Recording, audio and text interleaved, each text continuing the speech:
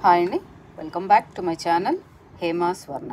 ఇప్పుడు మీకు కనిపించే ఆ విగ్రహాలు 3 అండి సోమనాథపుర ఆలయంలో 3 గర్భగృహాలు ఉంటాయని చెప్పాను కదండి. త్రికుటాలయం అంటారు.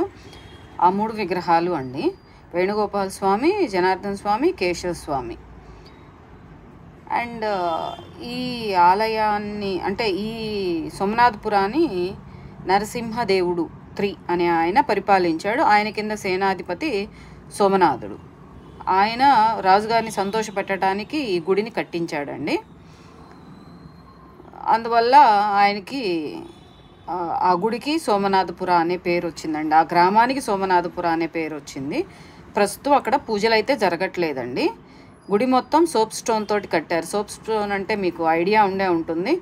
మన హోయసాలంతా సోప్ స్టోన్ తోటే గుడిని బాగా కన్స్ట్రక్షన్ చేస్తారండి. అది ఆ కార్వింగ్స్ బాగా రావటానికి.